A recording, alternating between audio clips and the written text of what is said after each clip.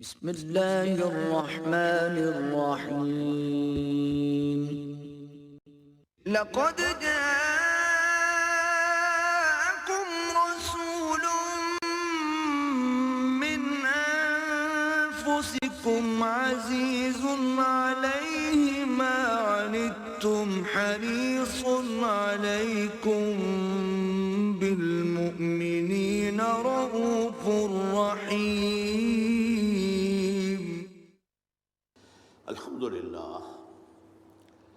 الحمد للہ وکفا والصلاة والسلام علی عبادہ الذین اصطفیٰ خصوصاً علی افضلہم وخاتم النبیین محمد الامین وعلی آلہ وصحبہ اجمعین.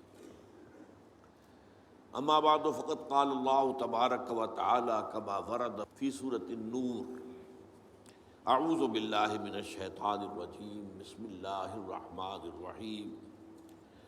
قل اطیعوا اللہ واطیعوا الرسول فإن تولوا فإنما علیہ ما حمل وعلیکم ما حملتم وإن تطیعوہ تہتدوا. وقال عز وجل كما ورد في سورة التغابن: وأطيعوا الله وأطيعوا الرسول فإن توليتم فإنما على رسولنا البلاغ المبين. صدق الله العظيم. رب اشرح لي صدري ويسر لي أمري واحلل عقدة من لساني يفقهوا قولي. اللهم ربنا ألهمنا رشدنا وأعذنا من شرور أنفسنا. اللهم أرنا الحق حقا وارزقنا اتباعه وأرنا الباطل باطلا وارزقنا اجتنابه. آمین یا رب العالمین. سب جانتے ہیں کہ ہمارے دین اسلام کی اور شریعت اسلامی کی دو بنیادیں ہیں. ایک ہے کتاب اللہ قرآن حکیم، اور ایک ہے سنت رسول صلی اللہ علیہ وسلم. جیسے کہ ہمارے کلمہ طیبہ کے دو حصے ہیں: لا الہ الا اللہ محمد رسول اللہ صلی اللہ علیہ وسلم. کلمہ شہادت جو ہمارے اسلام کی جڑ اور بنیاد ہے، اس کے بھی یہی دو حصے ہیں: اشہد ان لا الہ الا اللہ وحدہ لا شریک لہ واشہد ان محمدا عبدہ ورسولہ صلی اللہ علیہ وسلم. اب کتاب اللہ اور سنت رسول اللہ میں تھوڑا سا فرق ہے. کتاب اللہ وحی جلی کی بنیاد پر ہے، اور یہ وحی بالمعنی نہیں ہے، وحی باللفظ ہے. انگریزی میں اسے وربل ریولیشن کہتے ہیں. عیسائیوں کے ہاں وحی کے بارے میں یہ تصور ہے کہ وحی وربل نہیں ہوتی، بلکہ ایک مفہوم جو ہے وہ منتقل کر دیا جاتا ہے. اس مفہوم کو پھر وہ رسول اپنی زبان میں ادا کرتا ہے. تو گویا کہ الفاظ اللہ کے نہیں ہوتے. ہمارا یہ تصور نہیں ہے. وحی جلی وہ وربل ریولیشن ہے، لفظ بلفظ اللہ ہی کا کلام ہے. اور نمبر دو یہ کہ وہ بالکل محفوظ ہے، اس کے کسی ایک حرف میں بھی کسی ایک شوشے میں بھی کوئی تحریف نہیں ہوئی. اس کے مقابلے میں سنت کا معاملہ یہ ہے کہ وہ وحی خفی پر مبنی ہے. وہ بھی وحی، اس کا بھی اشارہ اللہ کی طرف سے ہے، لیکن وہ وحی باللفظ نہیں ہے، وحی بالمعنی ہے. یہ مفہوم ایک ہے جو اللہ کی طرف سے آیا، لیکن الفاظ اللہ کے رسول صلی اللہ علیہ وسلم کے. اور نمبر یہ کہ اس کی حفاظت قرآن کی طرح کی حفاظت نہیں ہے. اس معنی میں تو حفاظت ہے کہ تاریخ انسانی میں صرف ایک مثال ہے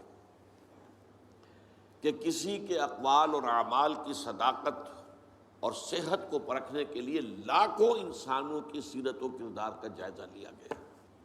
اسماء الرجال جو علم مسلمانوں کا ہے، پوری انسانی تاریخ میں اس کی کوئی مثال ہے ہی نہیں. تو اس اعتبار سے حفاظت کی گئی ہے، حفاظت ہوئی ہے، انڈائریکٹ ہے. اس معنی میں البتہ نہیں ہے کہ لفظ بلفظ ہر شے جو ہے وہ محفوظ ہو، بلکہ یہ بھی ہے کہ حضور صلی اللہ علیہ وسلم سے ایک مجمع میں کچھ لوگوں نے باتیں سنی، پھر انہوں نے جو روایت کی تو ان میں تھوڑا تھوڑا فرق ہو گیا. اور یہ آج بھی آپ دیکھیں گے، میری کوئی بات اگر آپ جا کر لوگوں کو بتائیں گے تو ہر شخص کے بتانے میں کچھ فرق ہو جائے گا. چنانچہ جس کو کہا گیا ہے ام السنہ حدیث جبرائیل، وہ 40 میں نمبر 2 پر آئے گی. وہ اس کی ایک بہت بڑی مثال ہے کہ وہ بہت اہم حدیث ہے، بہت مشہور حدیث ہے، متواتر حدیث ہے، لیکن مختلف راویوں نے جب اسے بیان کیا ہے تو لفظی طور پر اس میں اختلاف ہے. دوسری بات یہ ہے کہ سنت اور حدیث یہ دو الفاظ علیحدہ ہیں. سنت حضور کا تعامل، حضور کا طرز عمل، یہ سنت ہے، اور حدیث اس کا ایک ریکارڈ ہے، ریٹن ریکارڈ. سنت کو معلوم کرنے کے دو ذرائع ہیں، ایک حدیث جس پر ہم گفتگو ابھی کریں گے مزید، ایک امت کا تواتر عمل. حضور کو عمل کرتے ہوئے دیکھا صحابہ نے تو آپ کی پیروی کی، آپ کی نقل کی. صحابہ کو عمل کرتے ہوئے دیکھا تابعین نے تو آپ کی ان کی پیروی کی اور ان کی جو ہے ان کے نقش قدم پر چلے. تو اس طرح ہوتا ہوتا نسل بعد نسل تواتر کے ساتھ بہت سی چیزیں ہیں جو امت میں منتقل ہوتی چلی آئی. تو یہ تواتر عمل جو ہے امت کا، یہ سنت کا علم حاصل کرنے میں دوسرا اہم اس کی سورس ہے. عام طور پر لوگ سنت اور حدیث کو مترادف سمجھ لیتے ہیں، یہ دو الفاظ مختلف ہیں، ان کا مفہوم جدا ہے. اب حدیث اور سنت یہ دونوں الفاظ جو ہیں اللہ کے لیے بھی آئے ہیں، رسول کے لیے بھی آئے ہیں. مثلا سنت اللہ التی قد خلت من قبل ولن تجد لسنت اللہ تبدیلا ولن تجد لسنت اللہ تحویلا. یہ اللہ کا قانون رہا ہے، طرز عمل رہا ہے، اللہ کا تعامل رہا ہے ان لوگوں کے بارے میں جو پہلے ہو گزرے ہیں. اور تم نہیں دیکھو گے کہ اللہ کے سنت میں، اللہ کے قانون میں، اللہ کے طرز عمل میں، اللہ کے تعامل میں کوئی فرق واقع ہو، نہ تبدیلی نہ تحویل. اسی طرح فرمایا سنت من قد ارسلنا قبلک من رسلنا ولن تجد لسنتنا تحویلا. یہ اللہ کی سنت، اللہ کا قانون، اللہ کا طریق عمل، اللہ کا طرز عمل ہے ان سب کے بارے میں جو نبیوں اور رسولوں میں آپ سے قبل گزر چکے ہیں، اور آپ اللہ کی سنت میں کہیں کوئی تبدیلی نہیں پائیں گے. تو یہ اللہ کی سنت ہے، تو رسول کی سنت اور اللہ کی سنت. اسی طریقے سے حدیث سورہ نساء میں فرمایا وَمَنْ أَصْدَقُ مِنَ اللَّهِ حَدِيثًا. قرآن کیا ہے؟ یہ حدیث اللہ ہے، اللہ کی بات ہے، اور تم نہیں پاؤ گے اللہ سے بڑھ کر کوئی سچا اپنی حدیث میں. اللہ کی حدیث سے بڑھ کر سچی اور کون سی حدیث ہو سکتی ہے؟ اسی طرح فرمایا گیا فَبِأَيِّ حَدِيثٍ بَعْدَهُ يُؤْمِنُونَ. اس حدیث کے بعد یعنی حدیث اللہ قرآن مجید کے بعد اگر یہ اس پر ایمان نہیں لا رہے تو پھر اور کس پر ایمان لائیں گے؟ کیا قرآن سے آگے بھی کوئی بات آنے والی ہے؟ یہ تو ویسے بھی آخری کتاب ہے، اور واقعہ یہ ہے کہ حرف آخر ہے. اسی طرح حدیث کے لیے، حضور کے لیے لفظ آیا ہے وَإِذْ أَسَرَّ النَّبِيُّ إِلَىٰ بَعْضِ أَزْوَاجِهِ حَدِيثًا. ایک واقعے کا ذکر کرتے ہوئے جب نبی صلی اللہ علیہ وسلم نے اپنی ازواج میں سے بعض کے پاس اپنی ایک حدیث، اپنی ایک بات بطور راز رکھی، تو سنت کا لفظ بھی سنت اللہ، سنت رسول، حدیث اللہ، حدیث الرسول صلی اللہ علیہ وسلم. اب چلیے حدیث کسے کہتے ہیں؟ دو موٹے الفاظ یاد کر لیجئے. حدیث دو طرح کی چیزوں پر مشتمل ہے. ایک اخبار کہلاتے ہیں، خبر کی جمع اخبار. ایک آثار کہلاتے ہیں، اثر کی جمع آثار. خبر کسے کہتے ہیں؟ حضور کا کوئی قول ہو، کوئی فعل ہو یا تقریر ہو. اب یہ تقریر کو آپ نہیں سمجھتے، تقریر تو آپ سمجھتے جو میں کر رہا ہوں یہ تقریر ہے، یہ تو ہے تقریر. اصل میں تقریر یہاں اس کے معنی کیا ہے کہ کوئی کام حضور کے سامنے کیا گیا اور آپ نے روکا نہیں، برقرار رکھا، تو اسے ایک سند حاصل ہو گئی۔ جب حضور کے سامنے کام کیا، آپ نے دیکھا اور آپ نے منع نہیں کیا، روکا نہیں، کہا جائز ہے، تو یہ گویا کہ ایک سند ہو گئی کہ حضور کی طرف سے ایک طرح کی اس کو منظوری جو ہے امپلائڈ، حضور کی طرف سے ریکگنیشن حاصل ہو گئی۔ تو حضور کے اقوال، حضور کے افعال، حضور کی تقریر، یہ کہلاتے اخبار، خبر کی جمع اخبار۔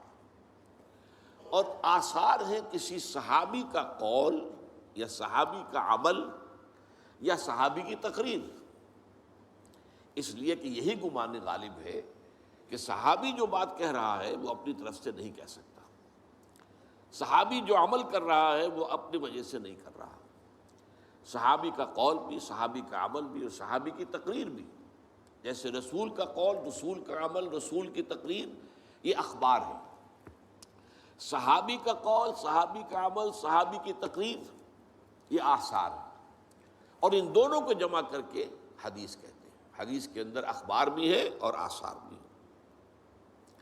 اب آئیے حدیث جو رسول کی ہے اس میں یہ جان لیجئے کہ اس کے دو حصے ہوتے ہیں۔ ایک متن، حضور نے کیا فرمایا، ایک ہے سند، حضور سے کس نے سنا، اس سے کس نے سنا، اس سے کس نے سنا، اس سے کس نے سنا، یہ روایت کہلاتی ہے۔ اور یہ لنکس، یہ کڑیاں جو ہیں، یہ راوی کہلاتے ہیں۔ اب اگر حضرت امام بخاری کوئی حدیث اپنی کتاب میں لا رہے ہیں تو اپنی شخصیت سے لے کر حضور تک کے درمیان کے تمام لنکس دینے پڑیں گے، تب وہ بات جو ہے وہ حدیث ایک مستند درجے کی حدیث سمجھی جائے گی۔ یہ ہے روایت، کڑیاں، حضور سے صحابی نے، صحابی سے تابعی نے، تابعی سے تبع تابعی نے، بعض اوقات صحابی صحابی سے روایت کرتے ہیں۔ کسی ایک موقع پر ایک صحابی موجود تھے، دوسرے نہیں تھے، تو انہوں نے وہ بات سنی ہے، اب انہوں نے دوسروں کو بتائی تو وہ ان صحابی کے حوالے سے بات کریں گے۔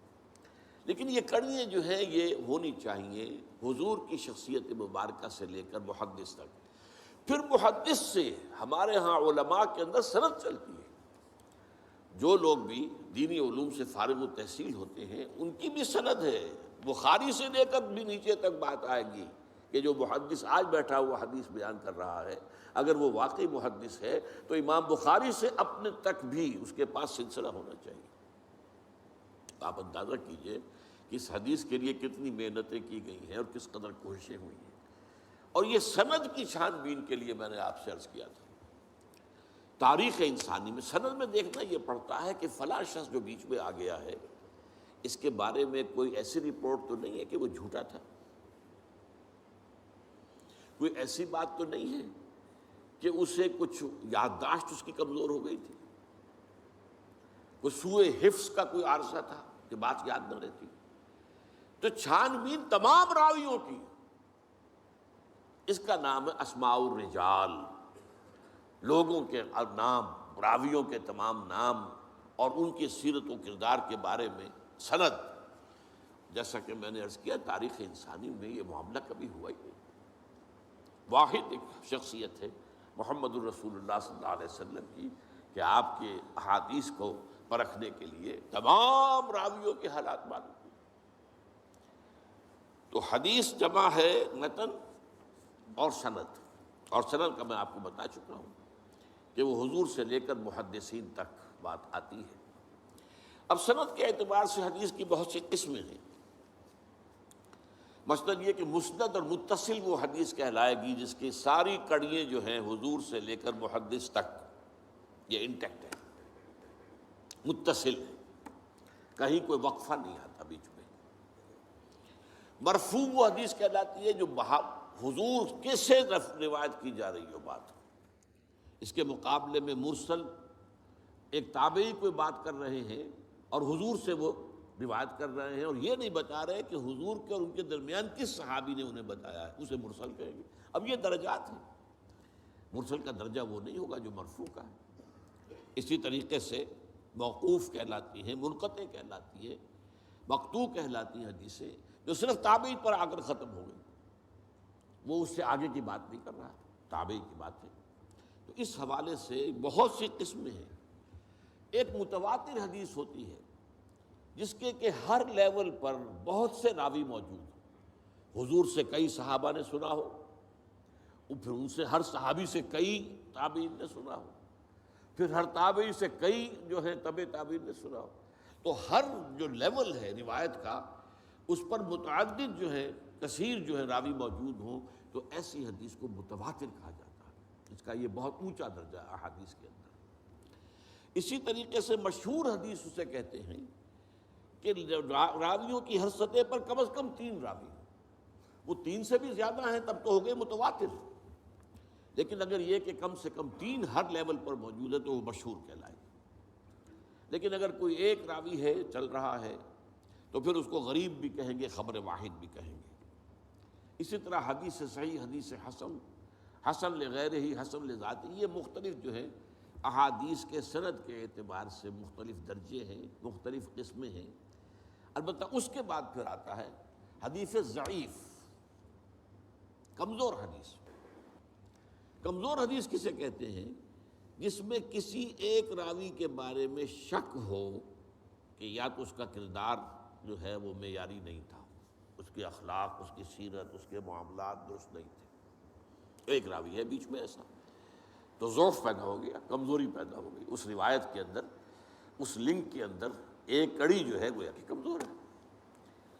اور یا یہ ہے کہ اس کے بارے میں یہ معلوم ہو کہ اسے سوء حافظہ، میموری جو ہے وہ اس کی کمزور ہو اور اس کے اندر خرابی ہو، تو اس کے بھی شک پڑ جائے گا۔ تو اگر کسی ایک کڑی میں بھی ان 2 میں سے کوئی ایک وصف پایا جاتا ہو تو وہ حدیث ضعیف کہلائے گی۔ اس سے پھر سب سے نیچے درجہ جو آتا ہے وہ آتا ہے موضوع کا، جس کے بارے میں محدثین نے تحقیق کر کے، چھان بین کر کے یہ فیصلہ کر دیا کہ یہ تو گھڑی ہوئی حدیث ہے، جھوٹی حدیث، اس کی حضور کی طرف نسبت صحیح نہیں ہے۔ یہ پھر اپنی جگہ پر ان موضوعات کو بھی جمع کر لیا گیا ہے، جتنی حدیثیں وضع کی گئی ہیں کتاب الموضوعات، تو موضوع حدیثوں کو بھی جمع کر لیا گیا، یعنی اس درجے معاملہ کیا گیا ہے نبی اکرم صلی اللہ علیہ وسلم کے اقوال اور افعال و تقریر کے ضمن میں۔ البتہ اس میں ایک بات میں عرض کروں گا کہ عام طور پر کسی حدیث کے ساتھ لکھ دیا جائے ضعیف، تو آج ہمارا خیال یہ ہوتا ہے کہ اس کو چھوڑو، نہیں، یہ نہیں۔ حدیث ضعیف جو ہے وہ ضعیف روایت میں کسی ایک کڑی کے اندر بھی اگر کوئی ضعف آ گیا تو ضعیف کہلائے گی، لیکن ضعیف حدیثوں کے اندر بہت سی اعلیٰ حدیثیں موجود، حکمت کے موتی موجود، علم اور حکمت کے قیمتی موتی موجود۔ اس کی وجہ کیا ہے؟ دیکھیے، ایک ہے سچ کا سچ ہونا، ایک ہے سچ کا سچ ثابت ہو جانا۔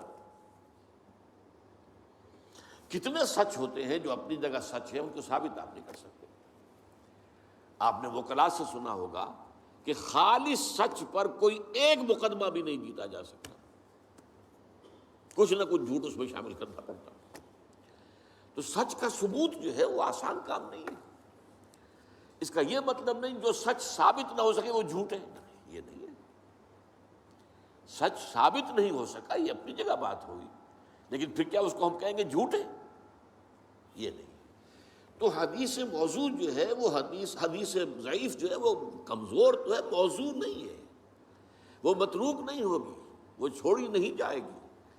ہاں، اس سے کوئی حکم شرعی نہیں نکلے گا، شریعت کا حکم کسی شے کی حلت، حرمت، فرضیت وغیرہ، یہ حدیث ضعیف سے نہیں ہوگا۔ شریعت کے احکام جو ہیں وہ اس سے بالا تر جو میں نے آپ کے سامنے طبقات رکھے حدیث کے، پھر انہی سے جو ہے شریعت کے احکام کا استنباط ہوگا۔ ضعیف حدیث سے شریعت کا کوئی حکم ثابت نہیں ہوتا، لیکن جیسا کہ میں نے عرض کیا، حکمت کے موتی بڑے بڑے، علم کے، حکمت کے، وہ آپ کو ضعیف حدیثوں میں ملیں گے۔ اور یہ تقریباً اجماع ہے امت کا کہ ضعیف احادیث جو ہیں وہ فضائل کے ضمن میں قابل قبول ہیں، جس میں کسی عمل کی فضیلت بیان ہو رہی ہے، اس کے ضمن میں جو ضعیف احادیث ہیں وہ قابل قبول ہے، ان کو اختیار کیا جا سکتا ہے۔ ہمارے بہت سے بڑے بڑے مصنفین ائمہ نے ضعیف احادیث کو اپنی کتابوں میں شامل کیا ہے، وہ ثابت تو نہیں ہو سکی، اور سند کے اعتبار سے ثابت نہیں ہو سکی. کہیں ایک جگہ بھی کوئی اگر رکھنا پڑ گیا تو اس کا مطلب ہے کہ وہ ضعیف ہو گئی. لیکن پھر میں دوہرا رہا ہوں کہ اس کا یہ مطلب نہیں کہ وہ جھوٹی ہے یا گھڑی ہوئی ہے. اس کے لیے لفظ موضوع کا، حدیث موضوع، وہ گھڑی ہوئی جس کو کہ محدثین نے سوچ سمجھ کر جو ہے وہ موضوع قرار دیا. اب ایک خاص لفظ کی طرف میں آ رہا ہوں، اربعین. چونکہ ہمیں اربعین نووی کا مطالعہ کرنا ہے. حضور کی ایک حدیث ہے جو اگرچہ ضعیف ہے، جس کے ضعیف ہونے پر سب کا اجماع ہے. حالانکہ نوٹ کیجئے اس حدیث کے راویوں میں صحابہ کے نام آتے ہیں: حضرت علی، حضرت عبداللہ ابن مسعود، حضرت معاذ ابن جبل، حضرت عبداللہ ابن عمر، حضرت ابو الدرداء، حضرت عبداللہ ابن عباس، حضرت انس ابن مالک، حضرت ابو ہریرہ، حضرت ابو سعید خدری رضی اللہ تعالی عنہم اجمعین. اتنے صحابہ سے شروع ہوئی، لیکن آگے لنک ٹوٹ رہے ہیں. کہیں تابعی کے لیول پر بات نہیں بن رہی، کہیں تبع تابعین کے لیول پر بات نہیں بن رہی، کہیں کوئی راوی آ گیا ہے بیچ میں کہ جو قابل اعتماد نہیں ہے، جس کی سیرت و کردار یا جس کے بارے میں شک ہے کہ اس کا حافظہ ٹھیک نہیں رہا تھا، تو یہ کہیں آ گیا، رکھنا پڑ گیا، لہذا وہ ضعیف تو رہے گی. لیکن اتنے صحابہ سے روایت ہوئی ہے تو اس کے اوپر پھر بہت توجہ دی ہے علماء کرام نے. 50 سے زیادہ کتابیں. اب وہ حدیث کیا ہے وہ میں پہلے آپ کو سنا دوں. حدیث کا متن اب بتا رہا ہوں میں آپ کو. من حفظ علی امتی 40 حدیثا من امر دینہا بعثہ اللہ یوم القیامت من زمرۃ الفقہاء والعلماء. حدیث کا ایک مجموعہ ہے کنز العمال، جس میں ضعیف احادیث بھی ہیں، صحیح احادیث بھی ہیں. کنز العمال، اس میں یہ حدیث موجود ہے. اور جیسا کہ میں نے کہا صحابہ میں سے اتنے صحابہ کے نام میں نے آپ کو دے دیے، یہ سب کے سب فقہاء صحابہ میں سے، بہت چوٹی کے صحابہ میں سے. لیکن یہ ہے کہ وہ اس کی روایت، جیسا کہ میں نے عرض کیا، سارا دار و مدار روایت پر ہے. اسی کے اوپر معاملہ جو ہے حدیث کا مقام و مرتبہ متعین ہوگا. ترجمہ کیا ہے؟ جس شخص نے بھی میری امت کے لیے یا میری امت کی حفاظت کے لیے، اس کے دین و شریعت کی حفاظت کے لیے میری 40 حدیثیں یہ حفظ کی، دین کے معاملے میں 40 حدیثیں حفظ کی، اللہ تعالیٰ اسے اٹھائے گا قیامت کے دن من زمرۃ الفقہاء، فقہاء میں، والعلماء، اور علماء میں. جس شخص نے بھی میری امت کے دینی معاملات سے متعلق میری 40 حدیثوں کو حفظ کر لیا. اب میں لفظ حفظ کیوں کا تم بول رہا ہوں، یاد کرنا میں نہیں کہہ رہا، اس کی وجہ ہے حفظ کر لیا. اس سے اللہ تعالیٰ قیامت کے دن اٹھائے گا فقہاء کے گروہ میں اور علماء کے گروہ میں. ایک روایت میں آیا ہے بعثہ اللہ فقیہا عالما، اللہ اسے اٹھائے گا اس حیثیت میں کہ وہ فقیہ اور عالم شمار ہو. حضرت ابو الدرداء کی روایت میں ہے وَكُنْتَ لَهُ يَوْمَ الْقِيَامَةِ شَافِعًا وَشَهِيدًا. حضور فرما رہے ہیں اس شخص کے لیے میں قیامت کے دن سفارش کرنے والا بھی ہوں گا اور شفاعت کرنے والا بھی ہوں گا اور گواہی دینے والا بھی ہوں گا اس کے حق میں. حضرت ابن مسعود کی روایت میں ہے اس سے کہا جائے گا قیل لہ ادخل من ای ابواب الجنت شئت، تم جنت کے جن دروازوں میں سے جس دروازے میں چاہو داخل ہو جاؤ. اور فی روایت ابن عمر، حضرت عبداللہ ابن عمر رضی اللہ تعالی عنہما کی روایت میں ہے کتب فی زمرۃ العلماء وحشر فی زمرۃ الشہداء، اس شخص کا نام لکھ لیا جائے گا علماء کی فہرست میں، اور وہ قیامت کے دن اٹھایا جائے گا، میدان حشر میں لایا جائے گا شہداء کے ساتھ. یہ میں نے حدیث کا آپ کو متن جو ہے، ایک تو بہت جو مشہور متن ہے پہلے وہ سنایا ہے، اور پھر مختلف راوی صحابہ کی طرف سے جو روایت ہو کر آئی ہے تو اس میں تھوڑا تھوڑا جو فرق آیا ہے وہ میں نے سنا دیا. اب یہاں نوٹ کیجئے کہ میں نے حفظ کے لفظ کو اس حدیث کے ترجمے میں کیوں برقرار رکھا. دیکھیے حفظ کا ایک عجیب تصور تو ہمارے ہاں ہے. قرآن کا حافظ ہے، مفہوم جانتا ہی نہیں، یہ کیسا حافظ ہے؟ یہ تو نام کا حافظ ہے. صحابہ کرام میں اگر کوئی صرف حفظ کرتا تھا تب بھی چونکہ عربی اپنی زبان تھی مفہوم جانتا تھا.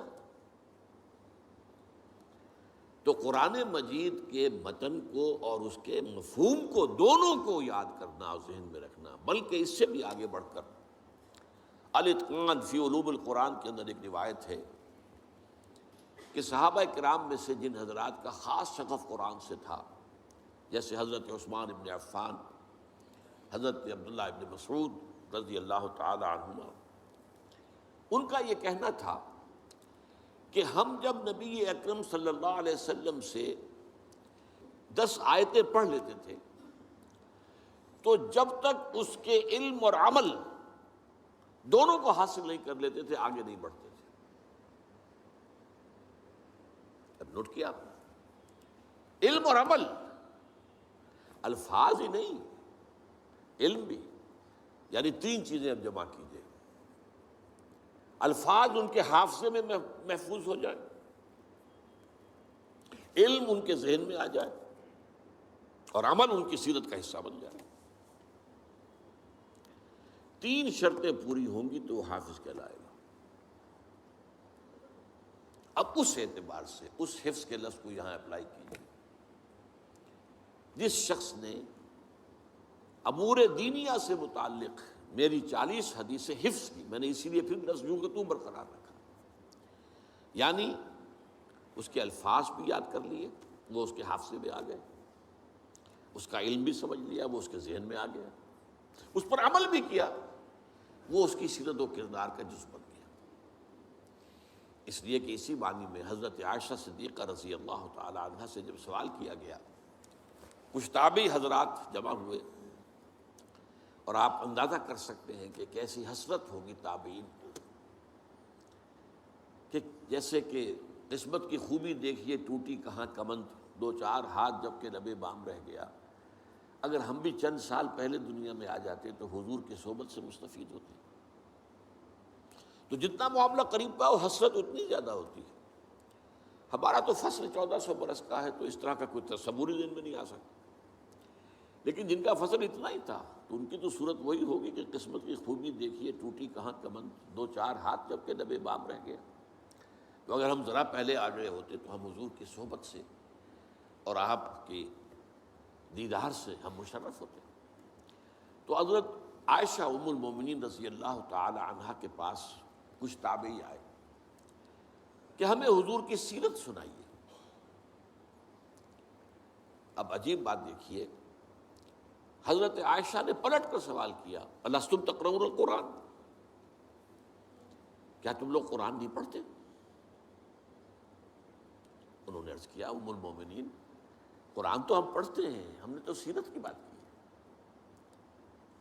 حضرت ام المومنین حضرت عائشہ صدیقہ، اور یہ جان لیجیے ان کا شمار بھی فقہائے صحابہ میں ہے، چوٹی کے فقہا میں حضرت عائشہ صدیقہ.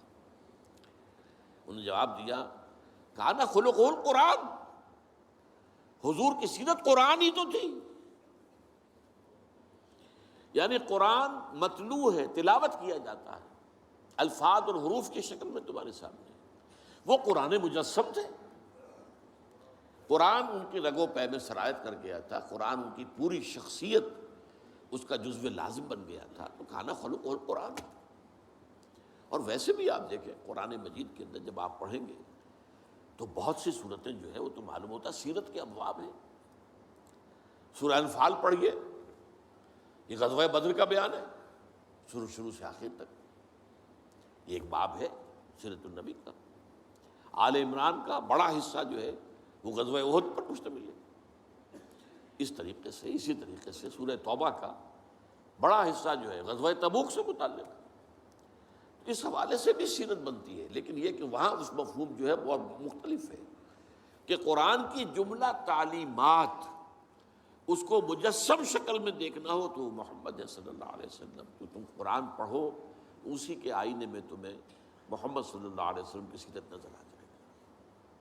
اچھا، اب یہ جو حدیث میں نے آپ کو سنائی ہے، جیسا کہ میں نے عرض کیا، اس پر اجماع ہے کہ یہ ضعیف ہے، لیکن اس کے ساتھ اشتغال جسے کہتے ہیں، اس کے ساتھ دلچسپی، اس کے ساتھ معاملہ، اس کا پڑھنا پڑھانا، 50 سے زیادہ ائمہ دین اور علماء نے ان کا مجموعے 40 حدیثوں کے اپنے مرتب کیے، لہذا یہ کیٹیگری بن گئی الاربعون، 40 حدیثیں فلاں کی، 40 حدیثیں فلاں کی، 40 حدیثیں شاہ ولی اللہ دہلوی رحمۃ اللہ علیہ وغیرہ وغیرہ۔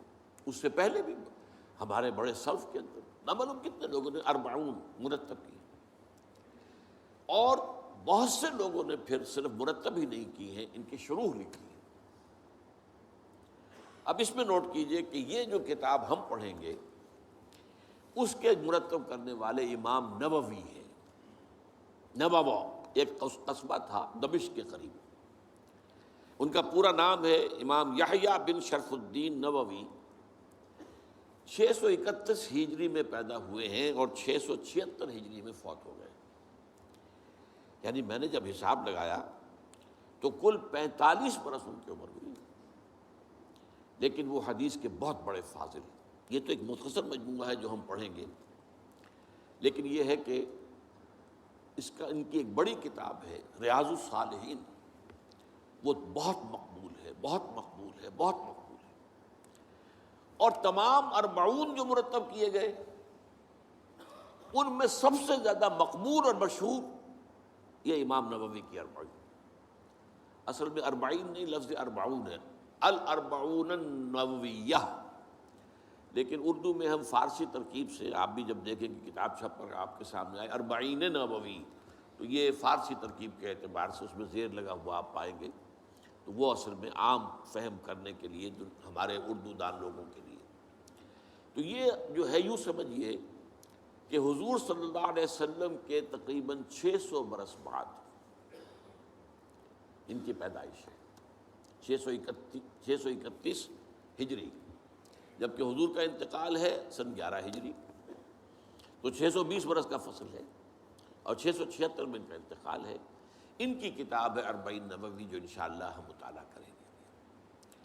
اب جو چند منٹ ہمارے پاس باقی ہیں میں اس میں آپ کے سامنے یہ عرض کر دوں، اس وقت دنیا میں 2 فتنے بہت عظیم ہیں، اور بدقسمتی سے دونوں کو بڑا فروغ حاصل ہو رہا ہے، اور دونوں کے تعلق حضور صلی اللہ علیہ وسلم کی شخصیت سے۔ ایک ہے ختم نبوت کی مہر توڑنے والا فتویٰ، نئی نبوت کا دعویٰ۔ یہ ہمارے اس دور میں کچھ عرصے پہلے ایران میں ایک شخص بہاؤاللہ اٹھا، اور بہائی آج بھی دنیا میں موجود ہے، اور مسلمان ممالک میں موجود ہیں، اور ان کے جو ہے وہ اپنے دفاتر ہوتے ہیں، ان کے جو ہے لائبریریز ہوتی ہیں، ان کے ریڈنگ رومز ہوتے ہیں، اور ویسٹ میں تو بہت بہاؤاللہ بہائی، یہاں تو آپ زیادہ واقف ہیں، لیکن اس کے بعد جو بہت بڑا فتنہ اس وقت ہے جسے مسلسل فروغ حاصل ہو رہا ہے ابھی، اور اسے وہ اپنی صداقت کے دلیل کے طور پر استعمال کر رہے ہیں، کیونکہ پوری مغربی دنیا ان کے پشت پر ہے، وہ ہے قادیانیت کا فتنہ، پوری مغربی دنیا۔ آج آپ کو معلوم ہے پورا مغرب لفظ جہاد سے کانپتا ہے، جہاد کو گالی بنا دیا، جہادسٹ، یہ گویا کہ ان کے نزدیک کسی کو کنڈیم کرنا ہو تو جہادسٹ ہے یہ، تو یہ جہاد، اس جہاد یعنی قتال کی نفی کی تھی غلام احمد قادیانی نے، اسی لیے انگریزوں کا چہیتا بنا تھا، اس لیے کہ ظاہر بات ہے کہ ہندوستان میں انگریز آ تو گیا تھا، لیکن اس نے یہ نوٹ کر لیا تھا کہ مسلمانوں کے اندر تو جراثیم موجود ہے بغاوت کے، مسلمانوں نے دل سے ہمیں تسلیم نہیں کیا، اس کی وجوہات تھی۔ ایک بات تو یہ تھی کہ مسلمانوں سے تو تم نے حکومت چھینی، ہندو تو پہلے مسلمان کا غلام تھا، اب تمہارا ہو گیا، تو ہندو کے لیے تو معاملہ چینج آف ماسٹرز کا تھا، آقا بدل گئے، یہ تو نہیں کہ وہ حاکم سے محکوم بنایا گیا ہو، جبکہ مسلمان حاکم سے محکوم بنائے گئے تو ان کے اندر تو لازماً ایک بدلہ لینے کا جذبہ، انتقام کا جذبہ، اپنا کھویا ہوا مقام حاصل کرنے کا جذبہ جو ہے وہ موجود تھا۔ چنانچہ یہی وجہ ہے کہ حضرت سید احمد شہید بریلوی رحمۃ اللہ علیہ کی تحریک چلی، اگرچہ بہرحال مشیت ایز دی، اور کچھ ان کی بھی اجتہادی غلطی سے وہ ناکام ہو گئے، دنیاوی اعتبار سے بالا کوٹ میں شہید ہو گئے، لیکن یہ ہے کہ اس نے ایک سور پھونک دیا تھا مسلمانوں کے اندر جہاد کا۔ ان کے بعد بھی طویل عرصے تک اس علاقے کے اندر انگریزوں کے خلاف جو ہے وہ جہاد جاری رہا ہے، مسلسل جاری رہا ہے۔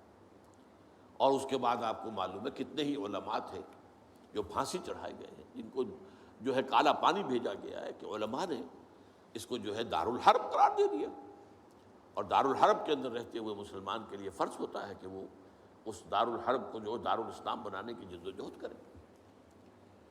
یہی وجہ ہے کہ 20ویں صدی کے آغاز تک بھی ہمیں سراغ ملتا ہے وہ ریشمی رومال کی تحریک۔ میرے نزدیک جو 14ویں صدی ہجری کے جو مجدد تھے حضرت شیخ الہند رحمۃ اللہ علیہ اسیر مالٹا، ان کی ریشمی رومال تحریک جو تھی وہ یہی تھی، ایک تدبیر تھی، بہرحال وہ نہیں چلی، ناکام ہو گئی، یہ دوسری بات ہے۔ تدبیر یہ تھی کہ ادھر ترکوں سے کہا جائے اس وقت تک ابھی خلافت عثمانیت باقی تھی، یہ تو 1924 میں ختم ہوئی ہے، اور یہ میں بات کر رہا ہوں 1915 کی، کہ وہاں کسی کو بھیجا جائے کہ ادھر سے ترک جو ہے وہ حملہ آور افواج آئیں، اور ادھر افغانستان بھیجا جائے کسی کو، وہاں سے افغانستان سے مسلمان حملہ کریں اور ادھر اندر سے ہم بغاوت کریں تو انگریز کو یہاں سے اٹھا کر پھینک دیں۔ لیکن بات جو تھی، پھر میں کہوں گا مشیت ایسی کا بھی معاملہ ہوتا ہے۔ حضرت شیخ الہند خود گئے تھے ترکی سے مدد لینے کے لیے، پہلے وہاں حجاز گئے، اس لیے کہ حجاز میں ابھی مدینہ منورہ میں ترک گورنر موجود تھا، ابھی جو ہے وہ شریف حسین جو تھا جس نے بغاوت کی تھی ترکوں کے خلاف، مکے پر تو اس کا قبضہ تھا، مدینے پر نہیں تھا، تو وہاں گورنر جو ہے ترکی کے خلافت عثمانیہ کے موجود تھے، ان سے ملاقات کی اور آگے جانے کا فیصلہ بھی تھا۔ لیکن اسی اثنا میں مخبری ہو گئی، اور شریف حسین والی مکہ نے، جس کی یہ نسل ابھی تک چل رہی ہے، یہ جو اردن کا بادشاہ بیٹھا ہوا، یہ اسی کا پڑ پوتا سمجھ لیجئے، یا پڑ پوتا یا سگڑ پوتا، یہ وہ نسل ہے ہاشمی، ہاشمائٹ۔ اس نے حضرت شیخ الہند کو گرفتار کر کے اور چاندی کی تشتری میں رکھ کر انگریز کو پیش کر دیا، یہ آپ کا باغی یہاں پر آ کر اور آپ کے خلاف سازشیں کر رہا ہے۔ اور دیکھیے انگریز انہیں کہاں لے گیا، مالٹا، میڈیٹرینین سی کا ایک جزیرہ، بحیرہ روم کا۔ آخر ہندوستان میں بھی تو واپس لا سکتا تھا، ہندوستان کی کسی جیل میں نہیں۔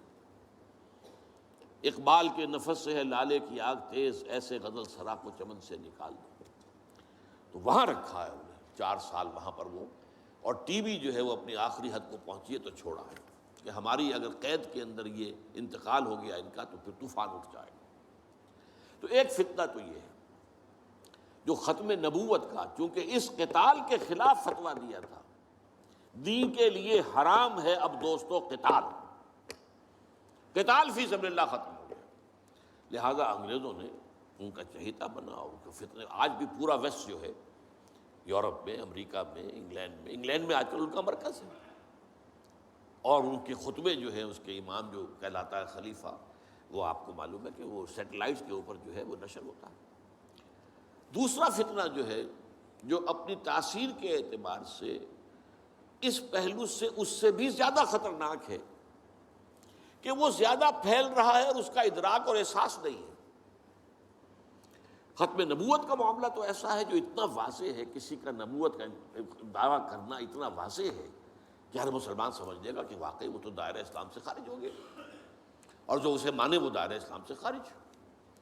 چنانچہ یہ فیصلہ جو ہے ہمارے ہاں آپ کو معلوم ہے سرکاری سطح پر، حکومتی سطح پر، ریاست کی سطح پر، پارلیمنٹ نے طے کیا کہ قادیانی خواہ وہ ربوائی ہے اصل قادیانی، خواہ وہ لاہوری ہے جو لاہوری احمدی اپنے آپ کو کہتے ہیں، وہ دونوں دائرہ اسلام سے خارج ہیں۔ لیکن یہ دوسرا فتنہ وہ ہے کہ جو اندر ہی اندر جیسے دیمک جو ہے لکڑی کو کھا جاتی ہے، ان کا یہ فتنہ ہے انکار حدیث کا فتنہ۔ قرآن مانیں گے، قرآن کو سمجھیں گے، حدیث ہاں ٹھیک ہے، حدیث اپنی جگہ ہے، اس میں اخلاقی تعلیمات جو ہیں ان کو ہم سر سے سینے سے لگائیں گے، لیکن مطاع جو ہے حضور کی ذات صرف اپنے زمانے کے لیے تھی، بعد کے لیے نہیں۔ میں نے جو آج آپ کو آیات سنائی تھی، قل اطیعوا اللہ واطیعوا الرسول، اے نبی کہہ دیجیے اطاعت کرو اللہ کی اور اطاعت کرو رسول کی صلی اللہ علیہ وسلم۔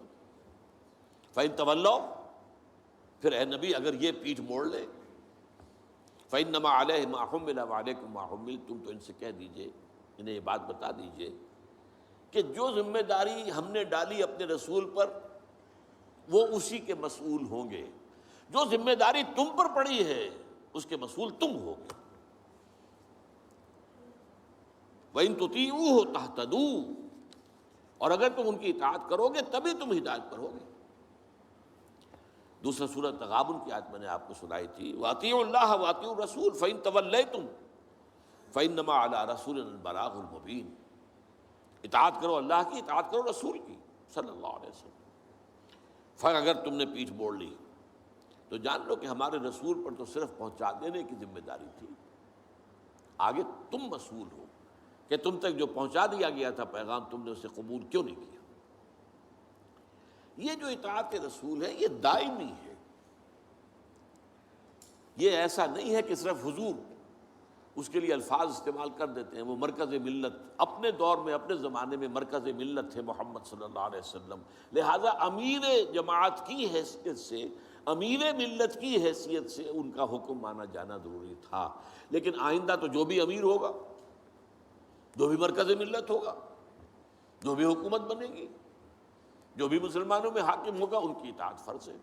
اور یہ فتنہ اس تیزی سے پھیلا ہے، اس تیزی سے پھیلا ہے، اس لیے کہ شریعت کی بہت سی پابندیاں ان لوگوں نے اسی حوالے سے حدیث کو اٹھا کر پھینک دیا. پردہ کوئی شے نہیں ہے، کوئی خاص شے نہیں ہے. پردہ جو ہے یہ تو ایک خاص دور کا کلچر تھا بس. اب قرآن مجید کی آیات کی جو ہے وہ غلط تعویلیں کر رہے ہیں، ترجمے غلط کر رہے ہیں. اب عام آدمی جو ہے، عام جدید تعلیم یافتہ آدمی جو ہے، اسے کہاں عربی کا پتہ ہے؟ وہ اسے کہاں پتہ چلتا ہے کہ یہ جو آیت کا ترجمہ کیا جا رہا ہے یہ غلط کیا جا رہا ہے، ٹیڑھا کیا جا رہا ہے. یہی آیات کے ترجمے میں تحریف قادیانیوں نے کی ہے. ان کا ایک عام مبلغ اور ان کے زیر اثر کوئی شخص آئے آپ سے بات کرے، آپ ہکا بکا رہ جائیں گے. وہ آیتوں پر آیتیں پیش کرے گا لیکن ترجمے اس کے غلط کر رہے ہیں. آخر وہی آیتیں ہیں جو 1400 برس تھے مسلمان جو ہیں صحابہ سے لے کر اور ہمارے دور تک علماء پڑھتے آئے ہیں، ان کا ترجمہ انہوں نے کیا. تو یہاں پر بھی یہ ہے کہ وہ تعویلیں غلط کرتے ہیں، اور ایسی ایسی تعویلیں کہ ذرا سے بھی عقل اگر ہوتا کیا ہے، انسان کی مت ماری جاتی ہے.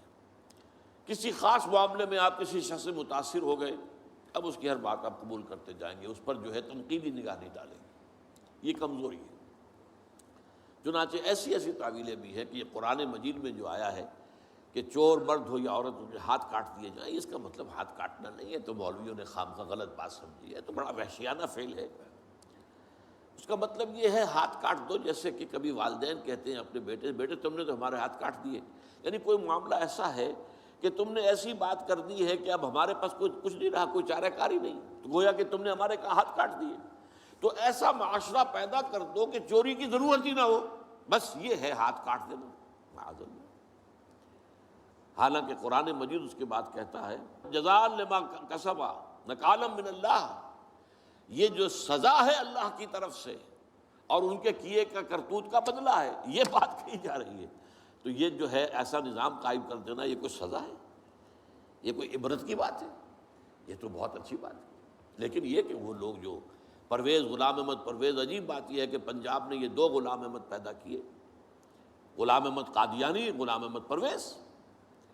ایک نے مہر ختم نبوت کو توڑا اور ایک نے حدیث کے بارے میں اور مستقل طور پر سنت رسول کو شریعت کے بنیاد ہونے کی حیثیت سے چیلنج کر دیا.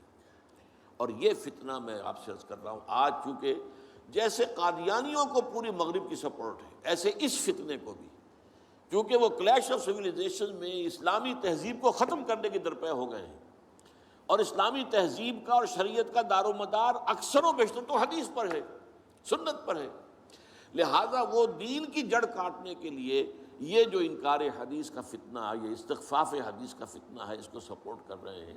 اور رینڈ کارپوریشن کی جو سفارشات ہیں ان میں شامل تھا یہ کہ ایسے ماڈرنسٹ کہ جو اسلام کی ایسی تعبیریں کریں جو ہماری تہذیب کے ساتھ مماثل ہو جائیں، تو ان کو سپورٹ کیا جائے اور انہیں خاص طور پر الیکٹرانک میڈیا پر انہیں ایکسپوجر دیا جائے. اور آج یہ ہو رہا ہے پاکستان میں بڑے پیمانے پر. تو یہ جو ہے اس اعتبار سے آج زیادہ ضرورت ہے کہ ہم حدیث نبوی کا مطالعہ کریں تاکہ اس کی عظمت جو ہے وہ ہمارے دلوں میں جاگزیں ہو جائے اور حضور صلی اللہ علیہ وسلم کے ساتھ ایک محبت کا اشتوا جو ہے رشتہ مضبوط ہو جائے. اقول قولی ھذا واستغفر اللہ لی ولکم ولسائر المسلمین والمسلمات.